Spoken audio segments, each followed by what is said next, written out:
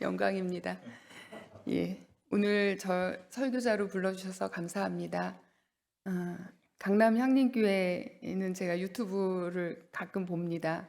목사님 설교 또 성서학당도 가끔 보고 또 전체 향림교회가 같이 예배드리는 영상도 한 2번 정도 봤습니다.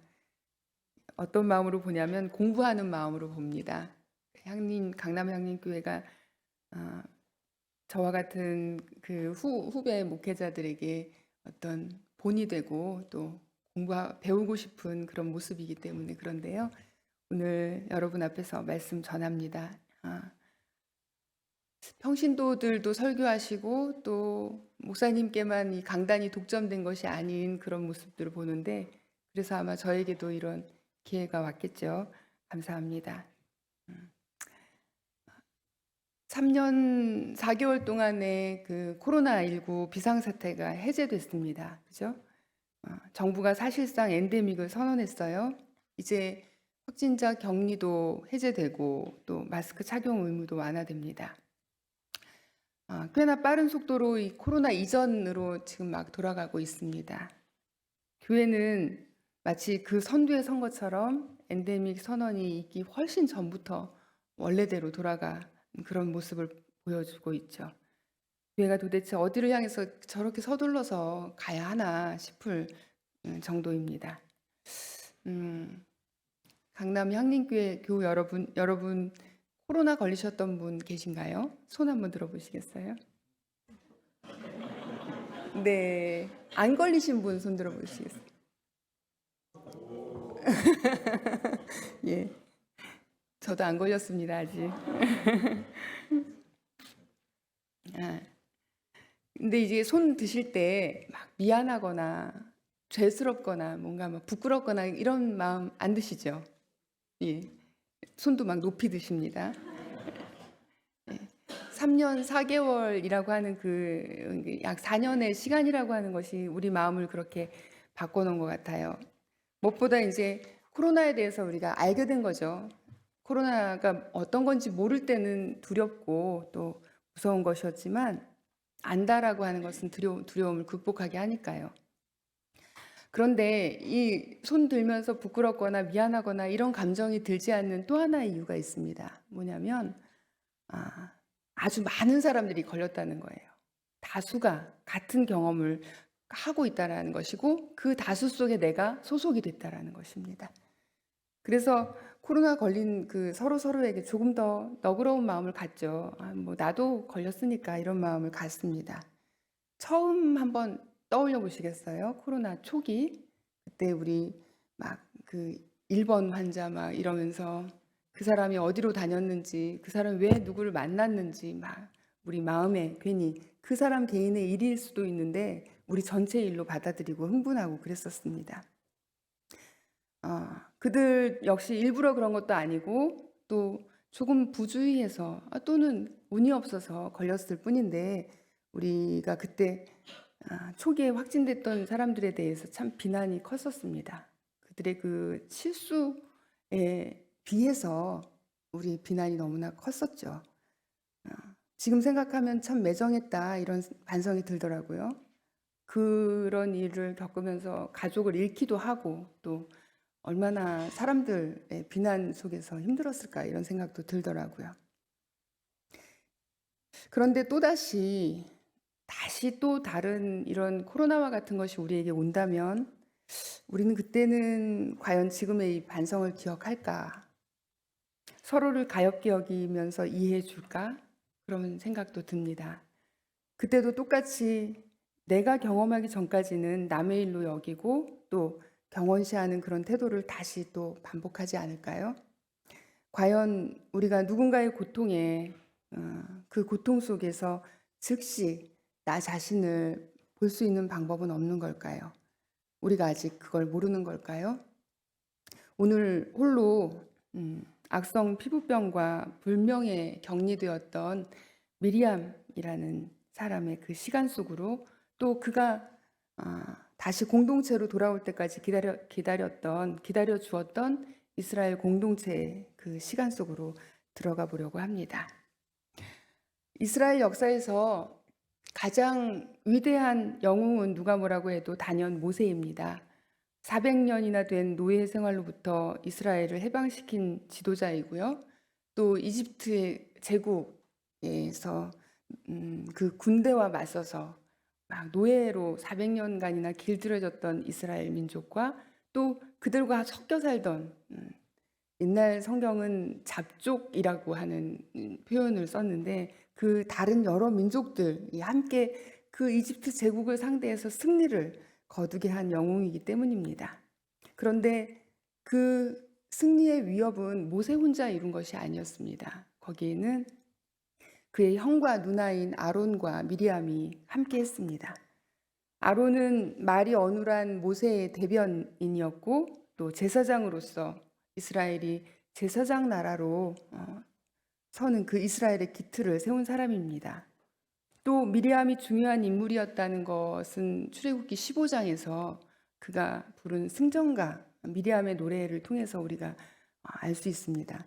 이 미리암의 노래는 위치상으로는 모세의 노래 뒤에 나오지만 그 형태나 이런 것으로 봐서는 그 모세의 노래보다 더 앞선 것, 그리고 모세의 노래의 서두에 위치한 것이다, 이렇게 학자들이 보더라고요.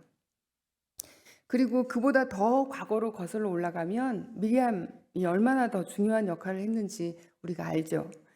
유아 학살 명령의 대상이었던 그 아기 모세를 석 달 동안 잘 기르다가 도저히 숨겨 기를 수 없었을 때, 그래서 갈대 상자에 담아서 나일강에 떠내려 보낼 때 그 아이를 이집트 공주가 발견하도록 그 일을 도모하죠. 그 일을 도모하는데 그 어머니와 그 일을 함께한 이 어린 누이가 바로 미리암이었던 것입니다. 그리고 한 발 더 나가서 소녀 미리암은 바로의 공주에게 그 아이에게 젖을 물릴 유모를 소개하기까지 하죠. 그래서 바로의 공주는 아마 평생 몰랐겠지만 그 유모는 바로 모세의 어머니 요게벳이었죠. 어릴 때부터 과감하고 당당하고 또 위기에서 기지를 발휘할 수 있었던 지혜로운 소녀였습니다. 어린 미리암의 이런 모습을 보면 모세하고 한 10살 정도 차이 나지 않을까 싶어요. 그런 모습으로 보입니다. 그런데 오늘 우리가 읽은 이 본문은 바로 그 미리암과 아론이 큰 실수를 넘어서 죄를 저질렀다고 고발하고 있습니다. 그 일로 인해서 미리암이 악성 피부병에 걸리고 또 7일간 짐 밖에 격리됩니다. 그리고 이스라엘의 이 광야 행군도 그만큼 지체되죠. 그런데 미리암과 아론이 지은 죄가 무엇이냐? 무엇이 죄냐? 한마디로 말하면 모세를 비방했다라는 것입니다. 모세를 비방한 죄, 또 질투한 죄. 모독죄일까요? 반역죄일까요? 성서는 너무나 불친절해서 그 사건의 자세한 내용을 기록하지 않고 또 그 이유도 우리에게 분명하게 밝혀주지 않습니다. 사건의 시작은 모세가 구스 여인을 자기 아내로 맞아들인 데서부터 시작합니다. 미리암과 아론이 구스 여인을 아내로 맞이한 것에 대해서 모세에게 가서 항의합니다. 맞서서 말했다는 것입니다. 문제 제기를 했다는 것이에요. 또는 비판했다는 것입니다. 그거 좀 문제 있다라고. 그런데 우리말 성서 개역하고 새번역은 이것을 비방했다 이렇게 번역을 합니다. 이렇게 번역함으로써 미리암과 그 모세의 행동이 미리암과 아론의 이 행동이 모세에게 반응하는 이런 행동이 부당하다 이런 뉘앙스를 좀 풍겨주죠. 비방이라고 하는 단어가 그런 느낌을 줍니다. 그리고 바로 이어서 등장하신 야훼께서 제법 긴 책망으로 이 일을 이 둘이 지금 저지른 어떤 실수 또는 이 죄를 확고하게 만들어버리고 맙니다. 아마도 반대했다. 원래 원문은 그냥 그저 반대했다라는 것인데 이 반대했다 그 표현 자체보다는 이런 어떤 상황의 전체적인 분위기가 반영돼서 아마도 번역자들이 비방했다 이렇게 번역한 것으로 보입니다. 그런데 민수기 12장은 처음부터 미리암과 아론을 죄인으로 기소하면서 이 이야기가 오늘 읽은 본문의 이야기가 시작됩니다. 그래서 어느덧 독자는 재판정의 방청석에 앉아 있게 됩니다. 처음에는 미리암과 아론이 모세를 고발하는 것으로 시작되지만 야훼의 등장으로 분위기가 완전히 역전되어 버린 것이죠. 두 사람이 모세에게 하는 말을 들으신 야훼께서 급하게 그들 셋을 회막으로 소환하시고 또 땅에 직접 내려오셔서 미리암과 아론만을 불러서 말씀하시는데, 이 상황 자체가 야훼께서 이런 상황에 개입하셨다라고 하는 이 자체가 비상사태인 것입니다. 3절에서 모세로 말하자면 땅 위에 사는 모든 사람 가운데서 가장 겸손한 사람이다 라고 하는 성서 기자의 이 협조에 이어서 모세가 어떻게 다른 예언자들과 다른지에 대해서 야훼께서 직접 막 몰아치면서 말씀하십니다. 당연히 모세와 차별되는 그 예언자들에게는 아론과 미리암도 포함이 되겠죠. 모세를 위한 하나님의 변론은 6절에서 9절에 걸쳐서 길게 이어집니다. 너희 둘은 예언자에 속하지만 모세는 나의 종이다. 예언자들에게는 내가 환상과 꿈으로 말하지만 모세한테는 얼굴을 직접 맞대고 직접 말을 한다. 게다가 모세는 야훼의 모습을 볼 수 있기까지 하는 그런 사람이다. 그만큼 비교 불가의 존재라는 것을 지금 누구도 반박할 수 없게끔 말씀하고 나서는 야훼 자신이 그만 막 감정이 격해지셨는지 그들을 향해서 진노하시고 나서 떠나가십니다. 몰아치는 야훼 하나님의 화려한 변론에 방청객인 독자들은 크게 영향을 받습니다. 지상에서 가장 겸손한 자라고 하는 모세에 대한 평가에서 이미 절반의 독자는 모세 편이 되었을 것입니다. 그리고 등판하신 하나님의 적극적이고 이 공격적인 변론에 완전히 설득되어서 미리암과 아론의 맞은편에, 반대편에 서게 되는 것이죠. 이제 그들에게 어떤 벌이 내려져도 이상한 일이 아니게 된 것입니다. 그들은 하나님 앞에 큰 죄를 지었기 때문에 그에 합당한 벌을 받아야 하니까 말입니다. 그리하여 그 죄의 벌로서 미리암에게 악성 피부병의 형벌이 내려지죠. 어떤 절차도 없이 시간도 없이 즉결 처분이 내려진 것입니다. 피부가 눈처럼 하얗게 일어난 것입니다. 옛날에는 이 악성 피부병을 문둥병이라고 번역을 했고, 이것이 문둥병의 어떤 의미도 아닌데 새 번역은 나병이라고 번역을 하고 있어요. 옛날에는 이 문둥병이라고 하는 것이 이제 천벌의 모습, 형태라고 여겼기 때문에 그렇게 번역을 한 것이었습니다. 이 오해가 벗겨진 지가 사실, 그러니까 문둥병이라는 것이 정말 가장 큰 벌이다라고 하는 이런 오해가 벗겨진 것이 사실 얼마 되지도 않았잖아요. 천벌을 받았으니 미리암의 도전이 완전히 실패했다라고 하는 증거가 이보다 더 선명할 수는 없게 된 것입니다. 그런데 어떻게 미리암과 아론이 함께 저지른 일인데 미리암만 이 벌을 받은 것일까요? 여러분 궁금하지 않습니까? 궁금해 하신 적 있으셨습니까? 모세를 비난한 것이 그렇게 잘못인가? 그게 잘못이라고 쳐도 어찌 아론은 그 형벌에서 제외되었는가? 왜 미리암만이 수치의 형벌을 받고 침묵 속으로 사라졌는가? 성서는 미리암이 죄를 지었기 때문에 악성 피부병에 걸렸다고 이렇게 말해주고 있죠. 그러나 죄의 결과로서 병을 얻는 것이라면, 죄의 결과라고 하면 아론은 왜 제외되었다는 것일까요? 그러므로 미리암이 이 형벌을 받은 것은 죄 때문이 아니다라고 하는 결론에 이르는 것입니다. 이제 그 다른 이유, 다른 목적을 찾아봐야겠습니다. 그동안 대체 이들에게 무슨 일이 있었는지를 말입니다.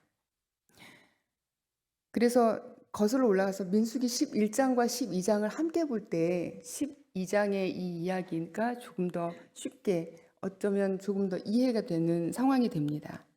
민수기 11장, 12장은 이스라엘 백성이 시내 광야를 출발한 이후에 벌인 세 가지 반역 또는 세 가지 반항의 사건을 다루고 있습니다. 이 반항의 공통점, 그 키워드는 뭐냐면 이스라엘 백성들의 불평불만입니다. 불을 내린 다베라 사건이 있자마자 그들 가운데 섞여 살던 무리들이 먹을 것 때문에 탐욕을 품으니 이스라엘 자손들도 또다시 울며 불평하기 시작했다. 그래서 고기 타령하는 그 이야기가 나옵니다. 여기에 그들 가운데 섞여 살던 무리들, 그러니까 이스라엘 자손들 말고 다른 민족들, 다른 부족들을 말하는데 그들이 자극이 되어서 그들이 이스라엘 자손들을 충동질해서 이스라엘 자손들이 또다시 불평불만의 어떤 죄에 이르렀다는 것입니다. 그런데 이 구절에 이것이 11장 4절인데 여기에 이 번역에 생략된 단어가 하나 있습니다. 그것은 히브리어로 슈브라고 하는 단어인데 슈브는 돌아간다라는 뜻입니다. 어디로 돌아갔다라는 것일까요? 이스라엘 백성이 다시 불평불만으로 돌아갔다라는 것입니다. 이 일로 모세는 이 백성을 도저히 자기가 혼자서는 감당할 수 없기 때문에 차라리 자기를 죽여달라고 간청하기에 이릅니다. 그래서 하나님은 장로 70명에게도 하나님의 영을 내리시고 그들이 예언하게 하시죠. 모세와 짐을 나누어지도록 하십니다. 모세는 권력을 자기 혼자 독점하려는 그런 사람이 아니었던 것입니다. 즉, 이 말은 무슨 말이냐? 미리암과 아론이 그에게 와서 비판했을 때 그렇게 모세 자신은 그 일 자체에 그렇게 화낼 사람이 아니라는 것입니다. 실제로 모세는 형제들의 비판을 겸허히 수용하는 모습을 보여줍니다. 그가 위선자가 아니라면 말입니다. 그러나 무슨 이유에서인지 70명 장로에게 내렸던 그 예언의 영은 그 단 한 번의 이례적 사건으로 마무리되고 또 이 두 번째 반항 사건의 결말은 다베라 사건 때보다 더 참혹하게 끝납니다. 울며 불며 고기 타령을 해서 결국 얻어낸 땅 위로 2자나 될 만큼 높이 쌓였던 그 메추라기 더미는 결국 그들 자신의 무덤이 된 것이죠. 메추라기 더미 또 탐욕의 무덤은 그 이스라엘의 죄의 실상을 보여줍니다. 60만의 무리가 광야를 다시 행진해 나갈 수 있기 위해서는 그래서 거듭 다시 원점으로 다시 불평불만으로 돌아오지 않게 하기 위해서는 뭔가 이 공동체에게 특단의 조치가 필요했던 것입니다. 이런 상황에서 요구되는 것, 이러한 계속되는 반복 속에서 요구되는 것 무엇이었을까요? 또한 하나님께서 다른 많은 지도자들을 세워 이 상황을 함께 모세와 더불어 해결하려고 했지만 그것조차 여의치 않은 이 상황에서 그들에게 요구된 것은 과연 무엇이었을까요? 앞에 예언의 사건에서 모두 예언이 멈추었을 때 짐 밖에 머물렀던 2사람이 있었습니다. 그런데 이 2사람이 계속 예언을 합니다. 그때 여호수아가 모세에게 이 일을 말려야 한다고 나섭니다. 모세는 여호수아를 나무라죠. 그리고 모세 하는 말이 온 백성이 다 예언자가 되었으면 좋겠다라는 것입니다. 여기서 우리는 미래의 지도자 여호수아와 현재의 지도자 모세의 차이를 볼 수 있습니다. 그러나 어쩌면 지금은 여호수아의 방식이 요구되는 그런 시점이었는지도 모르겠습니다. 모세라는 지도자의 그 개인적 성향으로 유지되어 오던 이 집단 지도 체제, 민주적 구조는 지금 현재 도전받고 있는 것입니다. 지금 이스라엘을 이끄는 출애굽의 영웅은 사실은 모세만이 아닌 상황입니다. 모세와 아론과 미리암이 함께였습니다. 또 70명의 장로들이 있었습니다. 또 여호수아와 같은 신흥 세력도 일어나고 있었죠. 그러나 아직 그러한 집단 지도력이 효과를 발휘하지 못했던 것입니다.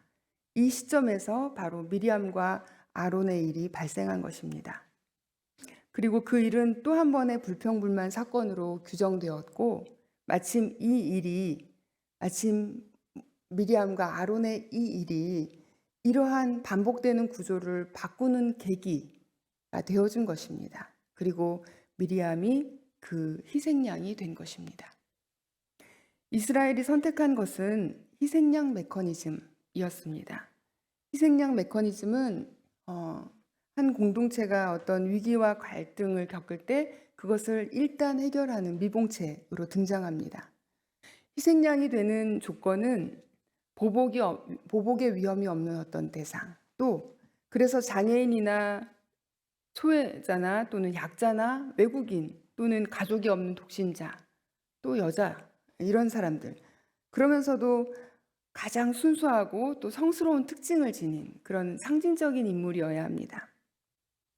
그런 의미에서 이 출애굽의 영웅이자 아직 결혼하지 않은 여자인 미리암이 아론이나 또 모세보다 더 이 희생양의 조건에 들어맞았던 것입니다. 미리암에게 이 천형의 피부병이 확진되었고 또 처참한 미리암에 대한 그 소문이 60만 백성들 사이로 퍼져나갔을 것입니다. 민족을 해방으로 이끌어낸 위대한 여성 지도자, 또 그리고 위대한 지도자 모세의 누나 미리암의 한순간의 몰락인 것입니다. 누군가 한 사람의 희생, 그것으로 이 무질서는 정돈될 수 있습니다. 권력자들이 쓰는 일벌백계의 효과가 있습니다. 미리암은 마치 끌려가는 어린 양처럼 이후로 완전히 침묵합니다.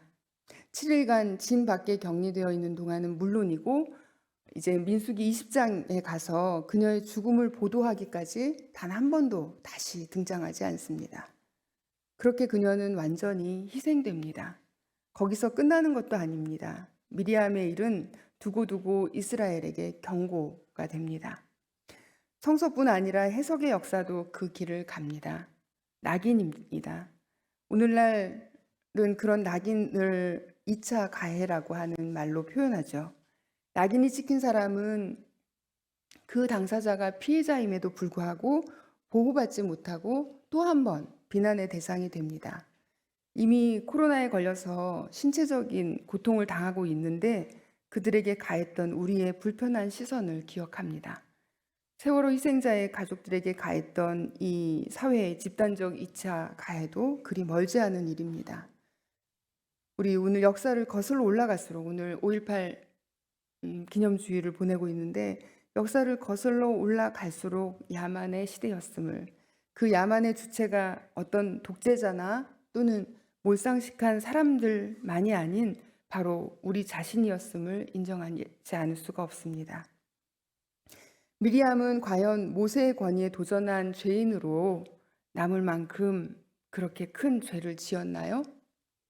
어찌 성서도 그리고 그 성서에 대한 해석도 아론의 면죄에 대해서는 이렇게 침묵할까요? 약자와 소수자의 희생으로 우리는 무엇을 지키고 또 무엇을 지키려고 하는 것인가요? 지금 우리 역시 거듭 그 자리로, 그 원점으로 돌아가고 있습니다. 그래도 희망이 있습니다. 미리암의 고통에 함께한 이들이 있었기 때문입니다.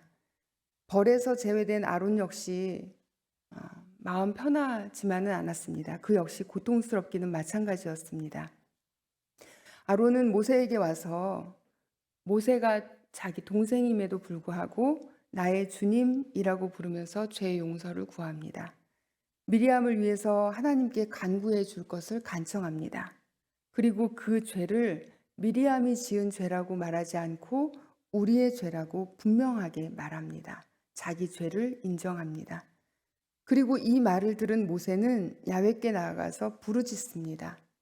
이때 부르짖다라는 동사는 차크라는 단어인데 이 단어는 야훼께서 이스라엘을 이집트의 노예로부터 구원하시겠다고 결정하셨을 때 그때 야훼께서 들으셨던 이스라엘의 부르짖음, 그 이스라엘의 소리와 같은 단어입니다.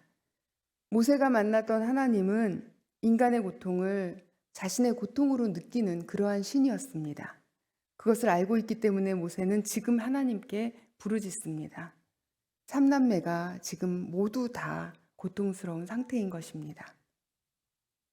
그리고 미리암이 진 밖에 격리되어 있는 동안 이스라엘 자손 모두가 행군을 멈추었습니다. 미리암에게 내린 무서운 형벌 앞에 백성들은 두려움에 입을 다물었던 것일까요? 아니면 미리암이 혼자 그 모든 책임을 감당하고 있다는 그 사실을 백성들 역시 알고 있었던 것일까요? 그 희생의 현장은 숨죽인 울음으로라도 그렇게 함께 우는 시간이어야 합니다. 그러므로 미리암이 진 밖에 격리되었던 그 7일은 그녀 혼자 벌을 받는 그런 시간이 아니라 이 이스라엘 공동체가 그 희생을 함께 감당한 시간이었던 것입니다.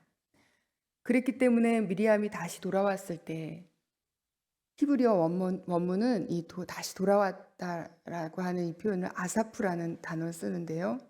그녀가 그들과 다시 함께 다시 연합했을 때를 의미합니다. 그때 그들은 그녀가 다시 돌아와서 함께 했을 때, 다시 하나가 되었을 때 다시 행군을 시작합니다.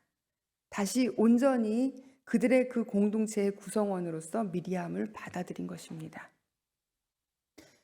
오늘 어버이 주일이자 또 5.18 민주화 운동 43주년 기념 주일입니다. 어버이의 사랑을 흔히 희생이라는 말로 표현하죠. 광주를 시대의 희생양이라고 우리가 말합니다.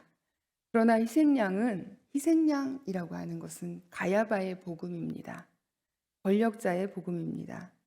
역사와 또 성서와 예수가 우리에게 보여준 것은 희생양의 길이 아니라 십자가의 길입니다.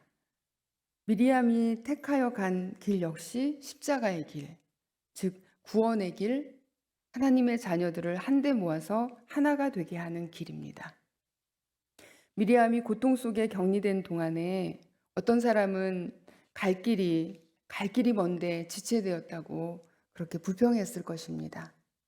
또 아무리 모세의 누나라고 해도 그녀가 여자라는 것이 또 불편한 사람들도 분명 있었을 것입니다.